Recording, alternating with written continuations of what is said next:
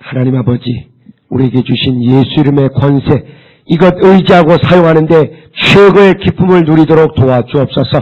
세상에 의지하는 물질과 권력, 그것을 뛰어넘는 우리 예수의 이름이 우리를 지키게 하시고 우리를 앞서가서 우리의 앞길을 승리로 변화시키는 체험이 우리 모두에게 있도록 도와주시옵소서.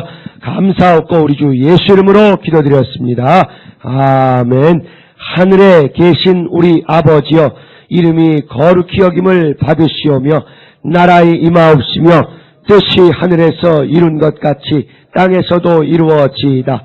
오늘날 우리에게 일용할 양식을 주옵시고 우리가 우리에게 죄 지은 자를 사하여 준 것 같이 우리 죄를 사하여 주옵시고 우리를 시험에 들게 하지 마옵시고 다만 악에서 구하옵소서. 나라와 권세와 영광이 아버지께 영원히 있사옵나이다. 아멘. 이사야서 9장 말씀입니다. 네, 오늘 내일 중에 우리 교회 이제 작년 목회 아주 중요한 일들이 많이 결정이 되고 또 조정이 되고 이럴 것입니다. 또 우리와 우리 정장년과 관계된 여러 교회 의사결정도 여러 가지가 있을 터인데 하나님께서 영감으로 인도하시고 우리 담임 감독님에게도 영감을 주시고 모든 우리 목회에 조력하는 사람들도 한 마음으로 큰 길을 잘 해결할 수 있도록 오늘 기도할 때 좀 우리 교회 전체적인 목회 영감이 넘치도록 좀 기도해 주시기 바랍니다. 자, 이사야서 9장 1절부터 21절까지 합독을 하시겠습니다. 시작. 전에 고통하던 자에게는 흑암이 없으리로다. 옛적에는 여호와께서 스불론 땅과 납달리 땅으로 멸시를 당케 하셨더니 후에는 해변길과 요단 저편 이방의 갈릴리를 영화롭게 하셨느니라. 흑암에 행하던 백성이 큰 빛을 보고 사망의 그늘진 땅에 거하던 자에게 빛이 비치도다. 주께서 이 나라를 창성케 하시며 그 즐거움을 더하게 하셨으므로 추수하는 즐거움과 탈취물을 나누는 때의 즐거움같이 그들이 주의 앞에서 즐거워하오니 이는 그들의 무겁게 맨 멍에와 그 어깨의 채찍과 그 압제자의 막대기를 꺾으시되 미디안의 날과 같이 하셨음이니이다. 어지러이 싸우는 군인의 갑옷과 피 묻은 복장이 불의 섭같이 살라지리니 이는 한 아기가 우리에게 낳고 한 아들을 우리에게 주신 바 되었는데 그 어깨에는 정사를 메었고 그 이름은 기묘자라 모사라 전능하신 하나님이라 영존하시는 아버지라 평강의 왕이라 할 것임이라. 그 정사와 평강의 다함이 무궁하며 또 다윗의 위에 앉아서 그 나라를 굳게 세우고 자금 이후 영원토록 공평과 정의로 그것을 보존하실 것이라. 만군의 여호와의 열심히 이를 이루시리라. 주께서 야곱에게 말씀을 보내시며 그것을 이스라엘에게 임하게 하셨은즉 모든 백성 곧 에브라임과 사마리아 거민이 알 것이오늘 그들이 교만하고 완악한 마음으로 말하기를 벽돌이 무너졌으나 우리는 다듬은 돌로 쌓고 뽕나무들이 지켰으나 우리는 백향목으로 그것을 대신하리라 하도다. 그러므로 여호와께서 르신의 대적을 일으켜 그를 치게 하시며 그 원수를 격동시키시리니 앞에는 아람 사람이요 뒤에는 블레셋 사람이라. 그들이 그 입을 벌려 이스라엘을 삼키리라. 그럴지라도 여호와의 노가 쉬지 아니하며 그 손이 여전히 펴지리라. 이 백성이 오히려 자기들을 치시는 자에게로 돌아오지 아니하며 만군의 여호와를 찾지 아니하도다. 이러므로 여호와께서 하루 사이에 이스라엘 중에서 머리와 꼬리며 종려가지와 갈대를 끊으시리니 머리는 곧 장로와 존귀한 자요 꼬리는 곧 거짓말을 가르치는 선지자라. 백성을 인도하는 자가 그들로 미혹해 하니 인도를 받는 자가 멸망을 당하는도다. 이 백성이 각기 설만하며 악을 행하며 입으로 망령되이 말하니 그러므로 주께서 그 장정을 기뻐 아니하시며 그 고아와 과부를 긍휼히 여기지 아니하시리라. 그럴지라도 여호와의 노가 쉬지 아니하며 그 손이 여전히 펴지리라. 대저 악행은 불태우는 것 같으니 곧 진려와 형극을 삼키며 빽빽한 수풀을 살라서 연기로 위로 올라가게 함과 같은 것이라. 만군의 여호와의 진노로 인하여 이 땅이 소화되리니 백성은 불에 타는 섭나무와 같을 것이라.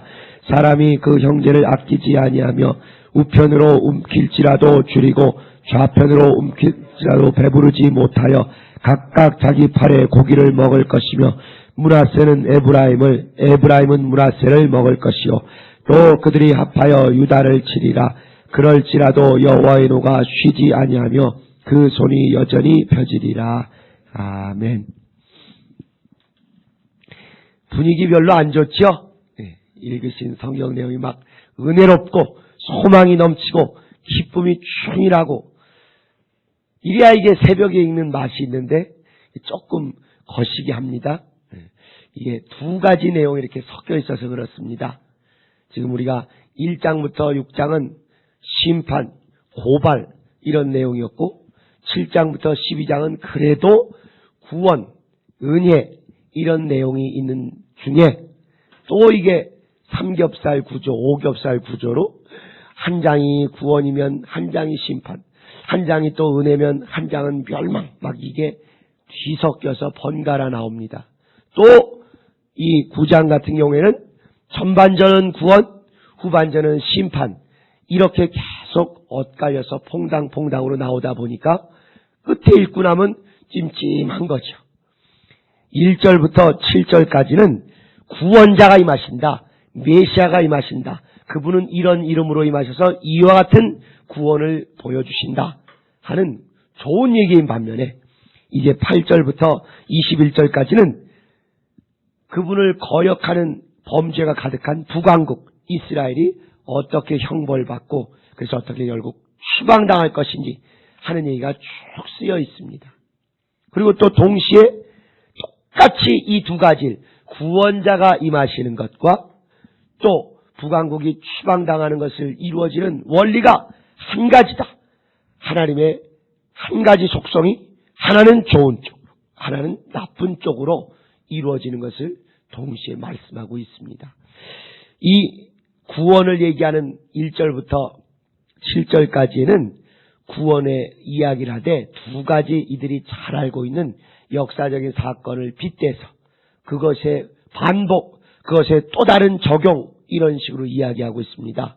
말할 것도 없이 제일 구원의 원형이라고 하는 출애굽의 이야기가 나와 있고 또 하나는 묘하게 여기에 이제 기드온의 구원, 기드온의 승리 얘기가 여기 이렇게 같이 섞여 있습니다.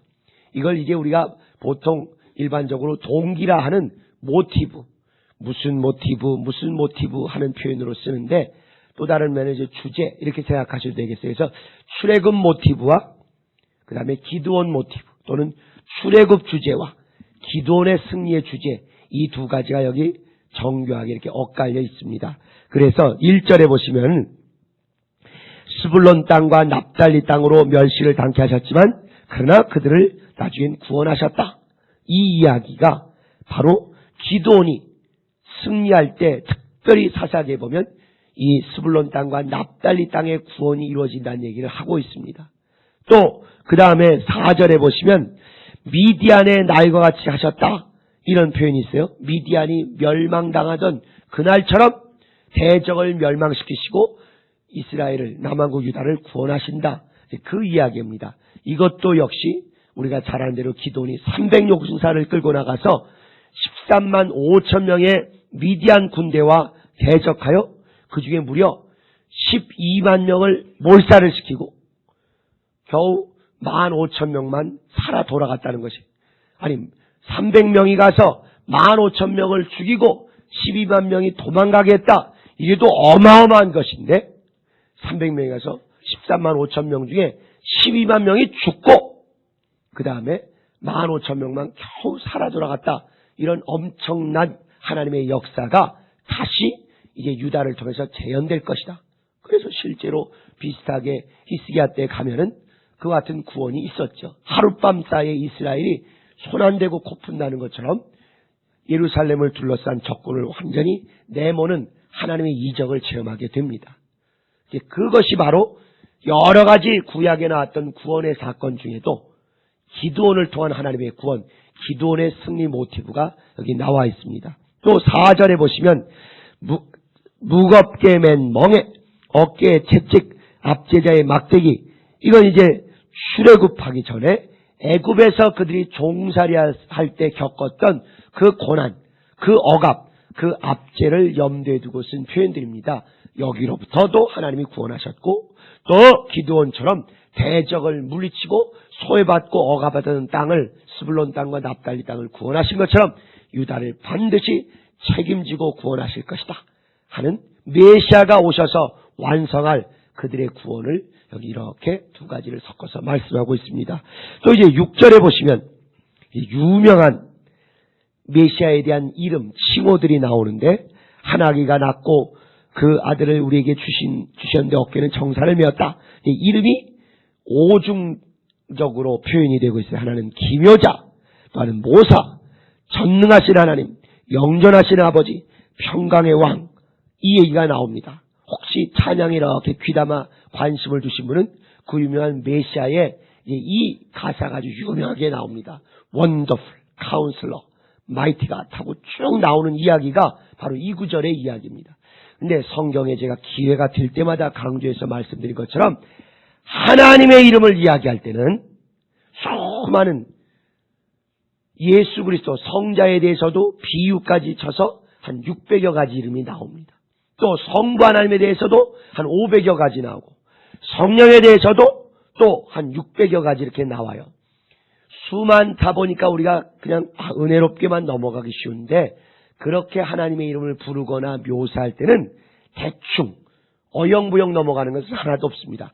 반드시 그 자리에 꼭 그 단어가 필요해서, 그런 속성이 필요해서 그 이름을 부르고 그 이름을 기록하고 있습니다. 우리만 입의 습관이 밴 대로 누구는 좋으신 하나님만 평생 부르고, 누구는 은혜로우신 하나님만 부르고, 누구는 전능하신 하나님, 누구는 아버지 하나님, 이렇게 부를 뿐이지 성경은 다양하게 바꿔서 부릅니다. 그리고 또 즉흥적이 아니라 반드시 그 앞의 사건의 결론을 이루기 위해서 쓰든지 뒤에 이루어질 사건에 대한 예표로서 그 하나님의 이름을 거기 아주 꼭 들어맞는 적합한 칭호, 적합한 명칭을 부릅니다. 여기 나온 5가지 하나님의 명칭도 좋은 이름 아무거나 갖다가 이렇게 모아놓은 것이 아니고, 지금 우리가 읽고 있는데 못된 왕이 나오잖아요. 아하스 왕이라는 그 아하스 왕의 범사에 딱 연결되는 그런 5가지 이름을 부르는 것입니다. 첫 번째 부르는 이름이 기묘자, 이것입니다. 영어로는 원더풀이라고 하는 거. 아주 사물의 본질을 꿰뚫어보고 희한한, 그러면서 초자연적인 그런 지혜와 분별력과 능력을 주시는 분이라 이거예요. 이게 이제 솔로몬을 염두에 두고 한 그런 표현입니다. 그런데 지금 이 아하스 왕이 하는 게 뭡니까? 도대체 어디에 의지할지 모르고 북왕국 이스라엘과 또 그 다음에 다메섹이 연합하여 자기 친다니까 쓰레기차 피하려고 지금 어느 차를 마주친다. 그 얘기 어저께 말씀드린 것처럼, 또 여우를 피하려다 호랑이에게 가서 좀 도와달라고 하는 정말 지질이 못나고 어리석은 그런 잘못을 저지르는 것처럼, 내가 지금 분별력이 없다, 하나님께 의지해야 된다, 기묘자에게 의지해야 된다 하고는 지금 그러니까 아시리아에게 의지하려는 아하스에게 충격을 주는 것입니다. 네 머리 의지해서 지금 망하게 생겼다, 기묘자에게 의지해라. 또 그 다음도 모사라, 아주 최고의 카운셀러란 소리지요.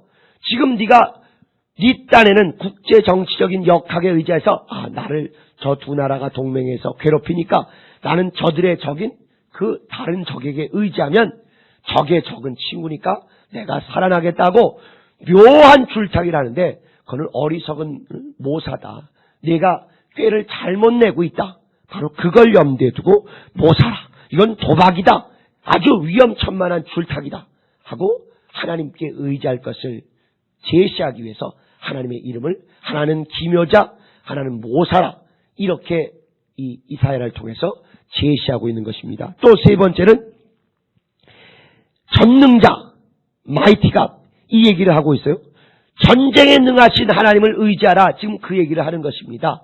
계속 우리가 시편을 통해서 보신 것처럼 구약의 가장 독특한 하나님에 대한 묘사가 전쟁에 능하신 하나님, 만군의 여호와하는 것도 수많은 천사들을 군대 삼으시고 그 위에 옹위하고 계시는 그 총사령관 대신 전쟁에 능하신 하나님, 이렇게 묘사하는 것처럼 전능자 할 때는 네가 지금 눈에 보이는 군사력, 눈에 보이는 칼과 창에 의지하기 위해서 아수르에게 의지하는데 전쟁에 능하신 전능자 바로 너희 하나님 여호와를 의지하라.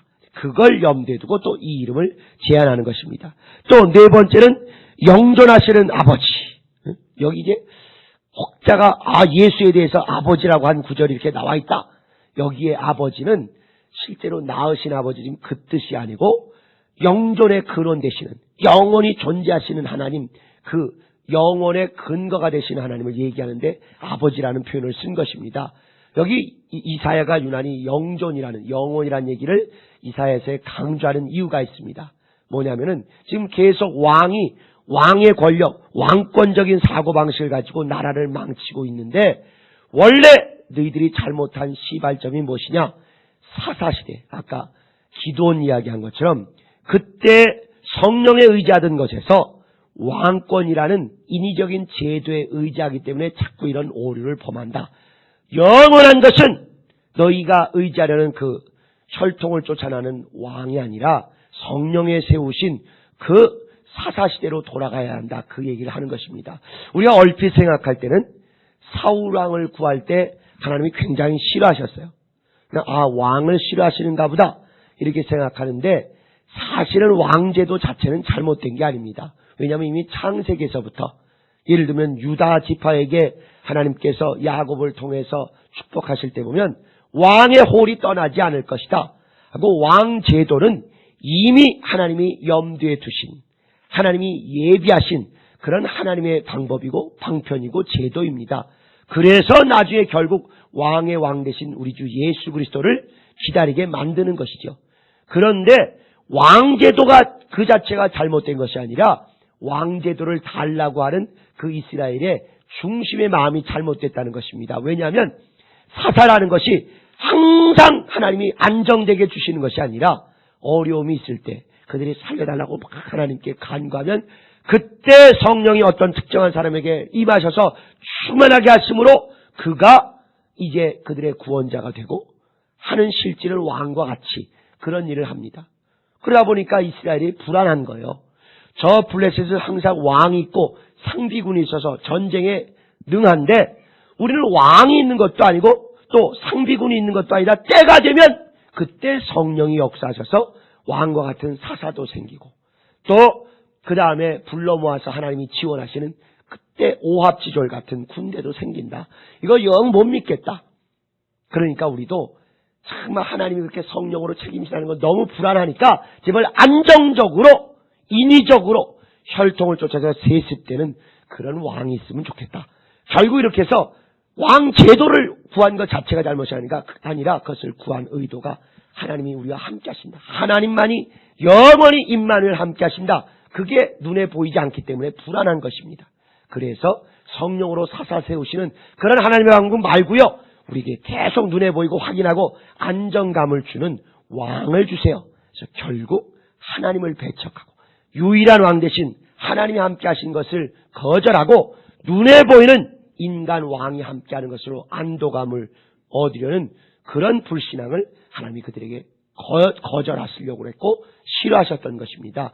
그래서 여기 영존하시는 왕도 너 아하스왕 지금 자꾸 왕의 권력, 군사적 위세 이런 것 의존하려고 하는데 내가 분명히 너에게 임마누엘 영원히 함께한다고 약속하지 않았느냐? 그런데도 여전히 그것을 의지하기보다는 눈에 보이는 가시적인 것을 의지하려고 하느냐? 영존하시는 하나님을 의지해라. 그래서 이 명칭을 또 이사야가 강조하고 이 이후에도 영원하신 하나님을 또 계속 강조를 합니다. 또 하나 이제 마지막 이름은 이제 평강의 왕이라. 이거 역시 기도원에게도 평강의 하나님을 이야기하고 솔로몬에게도 평강의 하나님을 강조하고 있습니다. 결국 너 지금 국제정치가 막 소용돌이치고 당장 군사가 쳐들어오고 위협을 갖고 있어 네가 불안해가지고 좀 정신이 혼미해서 제대로 판단 못하고 아시리아에게 의탁하는데 그건 더 망하는 길이다. 평안하고 평강을 갖고 전쟁에서 하나님이 보호해 주실 그 너머에 있을 평안까지 내다보라 하고는 이 5가지 이름을 통해서 하나님께서 어떻게든지 이 유다를 지키시고 또 예루살렘을 보존하시고 아하스를 책임져 줄 것을 이사야를 통해서 말씀하고 계십니다. 그가 이것을 온전히 의지하지 못하죠. 그러니까 그 샘플로 북왕국이 멸망할 것을 그 다음에 쭉 얘기를 합니다. 이렇게 멸망하고 이렇게 힘들고 심지어 먹을 것이 없어서 사륙이 벌어지고 하는 얘기를 계속 강조한다고 하는 것입니다. 자, 그런데 이렇게 구원을 이루시는 일과 또 그 반대되는 북왕국 이스라엘의 멸망과 추방이 이루어지는 원리가 하나라는 것입니다. 7절 마지막에 나오는 것처럼 만군의 여호와의 열심이 이것을 이룰 것이다. 또 21절 가서 보시면은 그 손이 뒷부분 보시면 여호와의 노가 쉬지 않냐며 그 손이 여전히 펴지다. 또 17절에도 보면 마지막 부분에 그럴지라도 여호와의 노가 쉬지 않냐며 그 손이 여전히 펴지라. 결국 모든 것은 하나님의 열심이 끝까지 이루는데 이 열심이 양면성이 있어서 긍휼과 은혜가 임하는 곳에는 구원이 그분의 열심으로 끝까지 이루어지고 또 저주와 멸망과 심판이 이루어진 곳에는 그분의 열심, 그분의 열정이 끝까지 쉬지 않냐고 노를 벌하고 멸망을 이루고 모든 진도가 퍼부어지도록 된다는 것입니다. 똑같은 하나님이신데 그분의 열심의 양면이 구원의 열심, 끝까지 보호하시고 책임지는 열심으로 이루어질 것인지 아니면은 정말 심판과 멸망의 그런 분노로 이루어질 것인지 한 가지가 하나님의 한 가지 속성이 양면으로 나타나는 것입니다. 그 차이는 뭐냐? 우리의 일, 우리의 열심이 아니라 그분의 열심이 되도록 자꾸 우리가 그분을 걸고 들어가는 것입니다. 그분의 발목을 잡고 들어가는 것이에요. 내가 하는 일에도 하나님 여기 예수 이름으로 이거 이루어지는 것이니까 책임지세요. 하나님이 이르니까 하나님이 나서셔서 이거 이루셔야 합니다. 하나님의 명예가 달려있는 일입니다 하고 아주 깡좋게 내 일을 하나님의 일로 자꾸 연결하고 하나님의 이름을 연루시키고 하나님의 발목을 붙들고 하나님의 명예를 여기에 걸고 자꾸 하나님으로 이것을 책임지지 아니하면 안 되겠다 싶게 그렇게 만드는 것, 그것이 우리 승리의 요체입니다. 모세가 그 엉망인 죄를 범한 금송아지를 만들어 경배하는 엄청난 죄를 범한 이스라엘 앞에 두고도 하나님이 죽이시겠다니까 딱하니 하나님의 명예를 걸고 들어갔지요. 하나님 죽이시는 거 하나님 마음인데 여기서 이거 죽이시면 다른 이방민족이 뭐라고 하겠는지 한번 생각해 보세요. 이스라엘의 신이라는 여호와가 기껏 애굽에서 데리고 나왔는데 광야 데리고 다녀보니까 이거 도저히 내가 얘들 책임 못 지겠다. 에라 모르겠다. 없던 일로 하자고 다 몰살시켰다고 그렇게 하나님의 이름을 망령도 일컫지 않겠습니까? 알아서 하세요. 딱 하니까 하나님도 하나님의 명예, 하나님의 이름, 하나님의 영광 때문에 알았다 하고는 그들에게 최소한의 심판만 하시고 그들을 멸절하지 않으신 걸, 그걸 우리는 기억하실 것입니다. 우리의 일이 비록 우리의 죄와 연약함과 어리석음과 무능함이 섞여들어서 그것이 정말 망하게 생겼다 할지라도 거기에 우리가 어쩔 수 없다 포기하는 것이 아니라 하나님의 명예, 하나님의 열심, 하나님의 열정, 하나님이 자기의 일을 이루시도록 그 하나님의 이름을 걸고 하나님을 앞세우면 그 일이 역전이 되실 것입니다.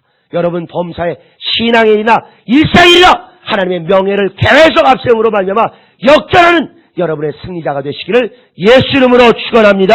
예수 한번 부르고 우리 온 교회 목회의 능력과 영감이 있도록 기도하시고 우리 청장년의 부흥과 여러분 일상의 승리를 해서 예수 한번 부르고 동성으로 기도하시겠습니다.